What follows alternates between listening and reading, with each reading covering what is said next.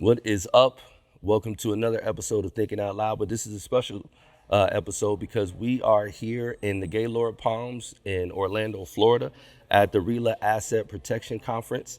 And this is a special episode because I have one of my new friends here with me, Crystal Banks, Director of Diversity, Inclusion, and Did I say diversity, equity? No, I You could already. just say leads D and I. That she does that, y'all. She leads the end. There's so many words now. What happened? Like, there's so many words to it now. You know what I mean? Like, It's for the evolution, right? yeah. Well, sometimes I want to abbreviate it, and then sometimes I want to say the full thing. Yeah. But in any event, why don't you tell the people what it is that you actually do day to day? Yeah. So one, I'm so excited to have the opportunity to meet you, and thank you for inviting me to be on the show today. And so, obviously, the way to describe like my role is I try to empower and inspire the next generation of leaders where they can feel like they can be seen, heard, and like valued. And so what that actually means on like day to day, right, is like how do we make sure that people that have typically been like underserved, how do we make sure that they feel like their identity, their appearance doesn't necessarily dictate what they can be in life? Absolutely. That's a lofty. I know, right? It's hard, y'all. It's hard. I was about to say there's a lot going on with that. Yeah. So I mean, because right now, particularly post George Floyd, there's a lot of efforts to do those type of things. But what it really boils down to is something that a lot of us have been trying to make happen for a long, long, long, long, long time. And now it seems like there is a ton of pressure on like making these movements that are generational movements. How do you kind of wrap your mind around it? Well, yeah, it's one of the things that you think about, like these organizations as institutions, right? And like, just like Rome wasn't like built in a day, right? It takes time to dismantle systematic racism, right? And that's been embedded in a lot of organizations from like its start. So it's like, how do you, as an individual, how do you kind of cultivate a community of leaders that understand what you're trying to do, and how do you kind of go about it, right? Because every organization, to your point, is like faced with those same challenges, but the differentiator is like, how are people actually acting? And what are they actually doing to like create change? And it's hard. It's not easy, but it's like you get those like little wins that start to snowball and like big wins, and then you're able to kind of create equitable like systems within an organization. So when we talk about diversity, equity, inclusion, like what are we even saying in that?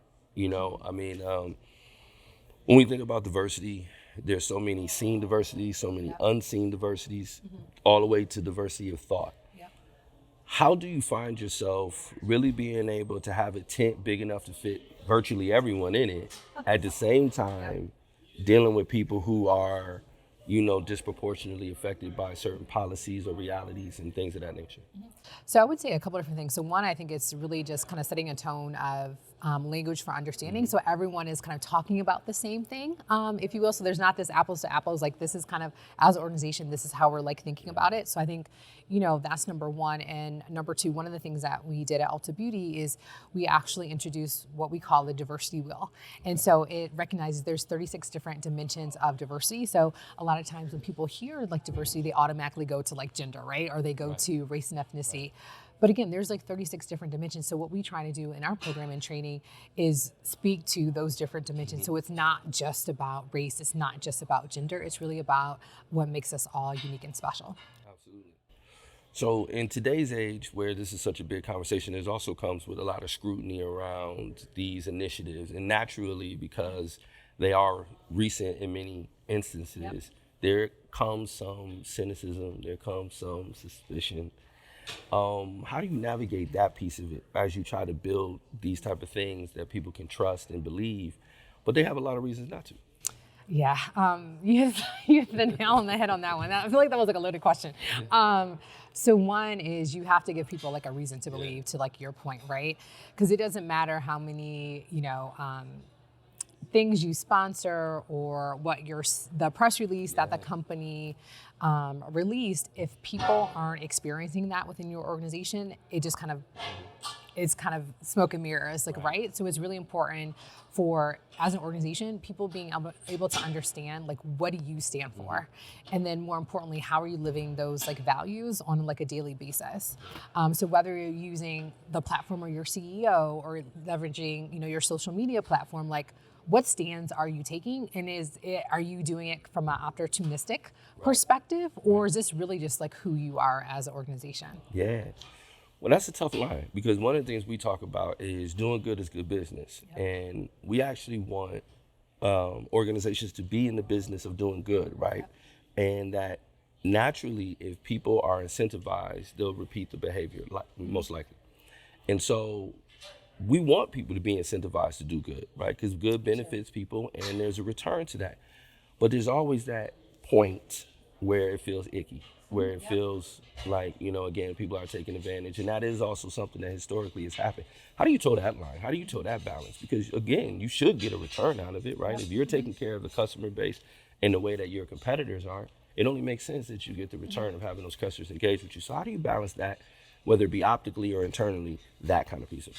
So I think it boils down to is like, what is your why? What is your business case? Yeah. Like, why are you actually, as an organization, why are you putting a stake in the ground for this important like work? And then it can't just be, a D&I thing that like happens in the corner or happens in HR. It needs to be your entire like enterprise, right? Yeah. So, from an Ulta Beauty perspective, the way that we think about it is, if our North Star is to be the most loved and inclusive beauty brand, like, how are we thinking about it across merchandising, our in-store experience, to like how we're actually like showing up in the marketplace? I mean, there's all of these different levers make a difference to our overarching like story. And then also too, for us, what's been really important is we can't just send out like a press release, right? Like, we have to make sure that our associates feel like they're part of our D&I journey versus the journey kind of like happening, to them. Yeah. And then one thing that I think kind of separates us a little bit is we're bringing our guests along their journey, like with us. So whether it's our Muse campaign, where we had an opportunity to magnify and uplift Black voices in beauty, to, some of the things that we do from a key moments in time perspective. So those are the moments that matter to our associates as well as our guests, as we think about like Black History Month and Women's History Month and what have you. Like, how are we recognizing those? And it goes beyond just like a post, right? Like, what is the in-store experience? What is 1/3 of the country is part of our loyalty guest program? So like, how are we, upskilling and educating them on the journey that we've been on? So, I mean, it has to be like a 360 approach if an organization is truly invested in making a difference. And that's a lot. But let's talk about Ulta Beauty in particular right now, because not only are y'all dealing with all of those elements, those societal elements, you are literally getting down to the shade of a person. Yep. You know what I mean? Which we haven't always gotten right, but that's okay. Yeah, you know what I mean? But when we talk about product diversity, when we talk about representing people all the way down to what makes a person feel beautiful. And there are so many intricate and deep, detailed experiences that form why a person feels beautiful or doesn't. What does that look like, even from a product development? Not that all of this is in your wheelhouse, but from a product development side, from a marketing side, there's just that just has to be baked into the actual story of what it is you guys are doing from a product perspective, which is not true for a lot of other folks. Yes, one of our sayings is, you don't come to Ulta Beauty to be beautiful, because you already are, right? And really, our job is to enhance that beauty. That's a bar. And so, That's a bar. I like that. And so, for us, we have to just be very cognizant of who our customers are, and are we providing products as well as services within our organization, within our stores, to actually bring out that beauty, right, in our customer or our guest base. And so we have, through merchandising, we've been very purposeful in trying to diversify our product assortment. Because we have over 30,000 like products in our stores, right? We've signed the 15% pledge, where we have doubled down in the number of Black-owned, Black-founded, and Black-led brands, and looking to expand that to other BIPOC communities as we continue to evolve on our journey. And from a service perspective, look, we have a little over 1,300 stores around the country with salons, and so we want every single person, regardless of your texture, to be able to walk into our Ulta Beauty salon and you feel like confident that there is a stylist that can like do your hair.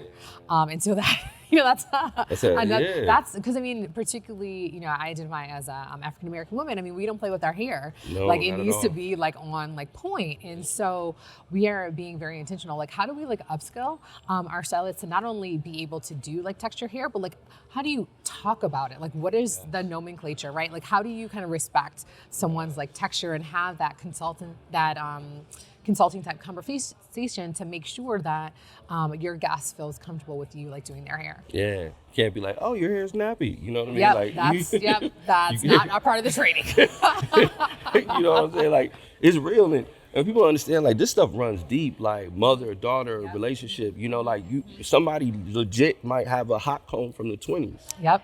That's so not true. even like, and it's really real and it's really deep and it's dope to hear you talk about that. Last question. What is the experience for you, the human? Because there are people in these positions that represent these huge concepts. And you become a representation of that movement, of that growth, and that seems like a lot. No, I mean, like it is. I mean, it's for me, it's very much like purpose-driven, like work. Like I feel like I have a responsibility to make the world a better place than what I inherited, and I acknowledge, being African American in this country. Generations before me didn't necessarily have like these like opportunities. So like how am I like standing on the shoulders of like greatness to really during 2020 there was like a IG post that kept going around that just like really resonated with me, that like every Black person that you see is a miracle because someone survived so they can like thrive, right? So it's like how do I use like my platform to make change, to make sure that again, like it doesn't matter like what your identity, your appearance is, like you can still be successful, whatever success like looks like for you. And so like I want to be like that advocate for folks who might not necessarily have the confidence or might not necessarily have like that platform or like the influence to like create change. Like that is like my responsibility. Yeah, that's awesome. Well, thank you so much. I appreciate you. Crystal Banks, Director of Diversity, Equity, and Inclusion for Ulta Beauty. And I appreciate you being here with us and having the opportunity to talk with you and having an opportunity to share the stage. We're going to be talking to you guys about that soon. But these are the type of folks who are doing this beautiful, beautiful work. Shouts out to all of them. This is a huge endeavor, and we are truly thankful for people who are up to the task. Make sure you like and subscribe. Check us out at letsthinkthree-d.com, and of course on all of the socials, Think 3D Solutions. We'll see you all soon. Culture on the Move. Bye.